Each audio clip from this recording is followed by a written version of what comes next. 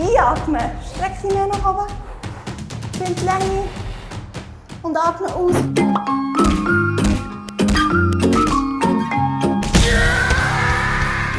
Hallo, ich bin Nina. Wir sind hier in meinem Yoga-Studio im Seefeld. Ich mache schon seit 10 Jahren Yoga und das hauptberuflich seit 3 Jahren. Freut mich zu hören. Ich bin echt der Nico.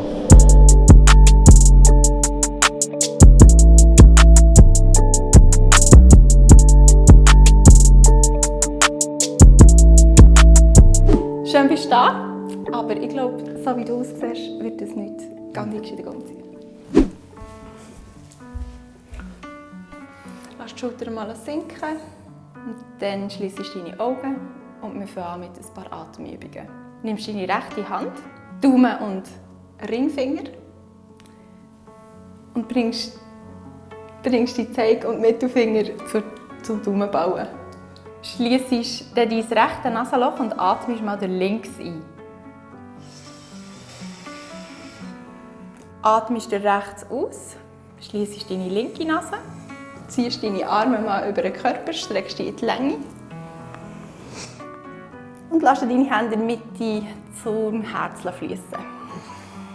Gut, und brauchst noch mal ein bisschen mehr deine Atmung, und zwar die Hände zueinander. Und dann nimmst du deine Hände an deine Knie und von dort setzt du deine Hände nach vorne auf, kommst du über deine Knie nach vorne. Anahata Asana. Lass dein Herz zur Matte sinken. Und dann rollst du nach vorne auf deine Ellbogen. Du nimmst deine Ellbogen zur Seite und deine Hände ganz breit auseinander. Setz deine Hände auf unter deine Schultern und kommst in Adho Mukha Svanasana, Downward Facing Dog. Und jetzt rollst du dich nach vorne in eine hohe Brettposition. Das Becken bleibt oben, die Knie bleiben weg. Schön langsam. Heben! Heben! Ja, man schiebt dich nach vorne. Warte, ich bin das erste Mal gestorben in diesem Unterricht. Oh. Wie heisst die Position? Einfach mal Pause machen. Also wir kommen jetzt zur nächsten Position. Deine Hände kann man so gegen die Wand. Deine Füße sind immer noch nach vom Becken. Und von dort hebst du dich, stossst dich gegen die Wand und streckst dich nach oben aus. Kopf entspannt. Heb zuerst dein Becken. Und jetzt stossst du gegen die Wand. Mehr gegen die Wand.